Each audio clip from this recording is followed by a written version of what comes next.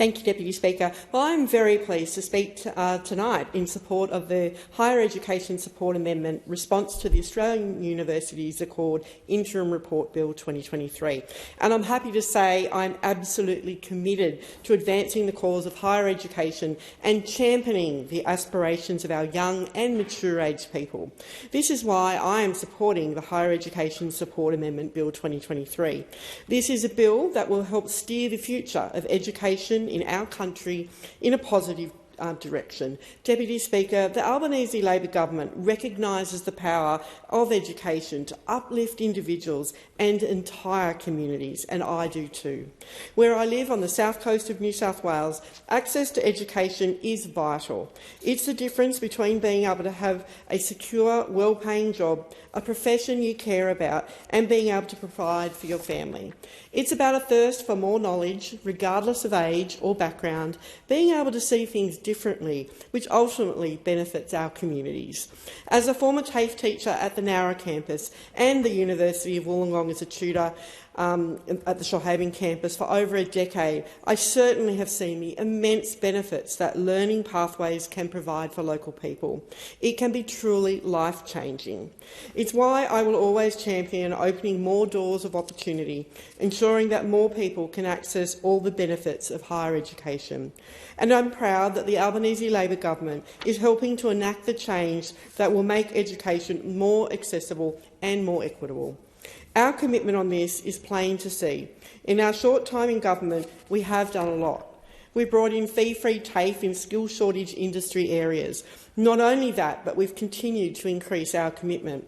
The Albanese Labor government is investing 300,000 fee-free TAFE places to address areas of need.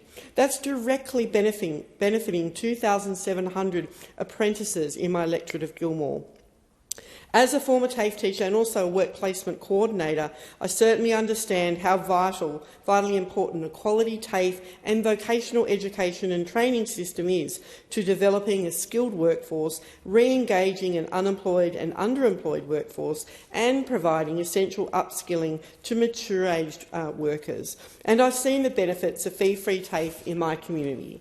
Earlier in the year, I visited Nowra TAFE and spoke with students who were participating in the fee-free TAFE program. The opportunities that these students now had access to were life-changing.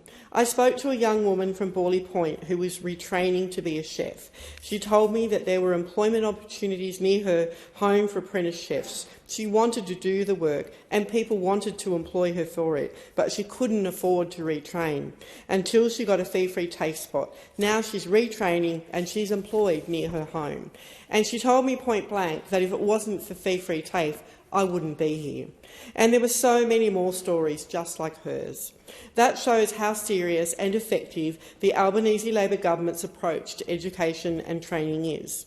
There were businesses in need of chefs near Borley Point, and there were people who lived in the area willing to do the work. All they needed was a little help getting retrained, and we've provided them with the avenues to do this, and that's just in TAFE. Deputy Speaker, we've also created an additional 4,000 university places over the next 4 years to support graduates from STEM disciplines. We've invested $72 million to build and retrain the early childhood education workforce nationally. We're investing to help around 75,000 early childhood educators to complete professional development training.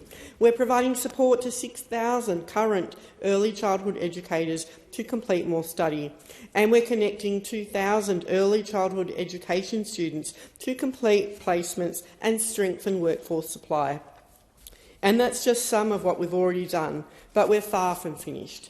This brings me to the Higher Education Accord Bill 2023. This bill will further the Albanese Labor government's improvements to the higher education sector. It will improve access for those who need and deserve it, and it'll get better outcomes. These improvements to the sector come from consultation with the industry itself. We've taken the expert advice. And what I mean by that is we've embraced the recommendations of the Australian Universities Accord Interim Report. This was a comprehensive document crafted by a team of leaders who are experts in their respective fields. I'm proud to acknowledge the outstanding members of the Accord team, including the Chair, Professor Mary O'Kane, AC, the Honourable Jenny Macklin, AC, and Professor Larissa Barrett, AO. Their combined and bipartisan expertise have guided us in crafting a bill that reflects our shared commitment to excellence and inclusivity in higher education. Deputy Speaker, the Accord's recommendations show our dedication to the core principles of fairness, equity and support for all students. And what are the recommendations of the Accord? The first recommendation is to create more university study hubs, not only in our regions but also in our outer suburbs, ensuring that no Australian is left behind due to geographic constraints. This is a brilliant recommendation and one I'm happy to support. I know from experience how life-changing these university study hubs can be.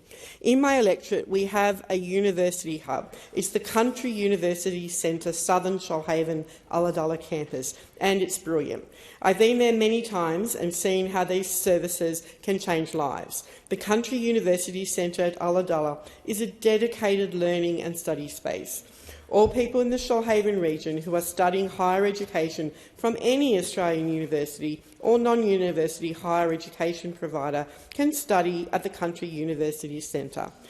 The centre has the space and facilities to support students to complete their studies. It removes the barriers to education all too often faced by people who live in the country.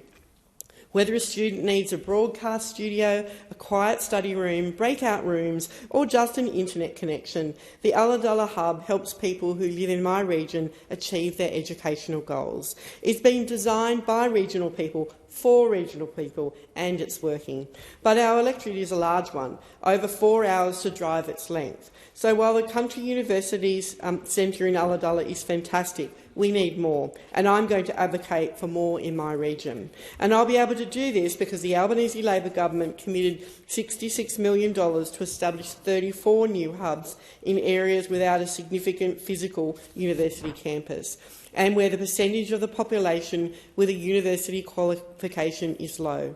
That'll benefit so many people who live in the regions. Communities like mine will receive study hubs to combat some of the challenges faced by people in the regions enrolling in education programs.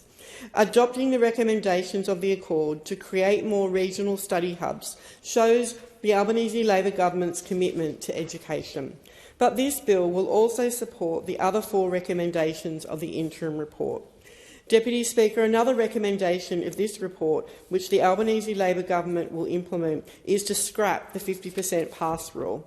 The 50% pass rule was introduced in January 2022 by the former government. It was part of their Job Ready Graduates program, and it has been a failure. The former government's measures were unnecessarily punitive and disproportionately impacted marginalised students.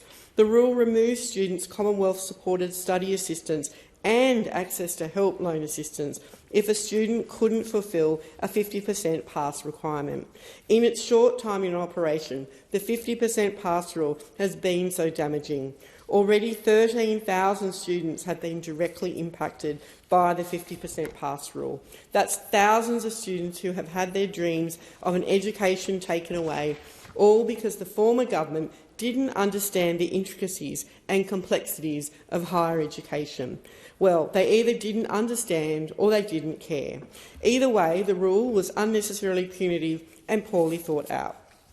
The 50% pass rule disproportionately impacted regional students, Aboriginal and Torres Strait Islander students, and students who are otherwise underrepresented or disadvantaged, the very people who stand to gain most from higher education. This was unfair and unnecessarily cruel, which is one of the reasons I am proud to support this bill, which is going to remove the 50% pass rule. The Albanese Labor government recognises that success is not measured by arbitrary thresholds, but by the progress and determination of each individual. I want to see students helped to succeed, not forced to quit. This bill doesn't just remove the 50% rule, though. It will help students succeed. The Higher Education Accord Bill will introduce requirements on universities and other providers to have policies in place to help students complete their studies. They'll need to be able to identify students who are struggling and then help those students connect to services to help them. These services include providing housing information, mental health support, crisis support and financial assistance, because many students struggle in higher education due to non-academic issues, and supporting them to get the best outcomes they can is the right thing to do.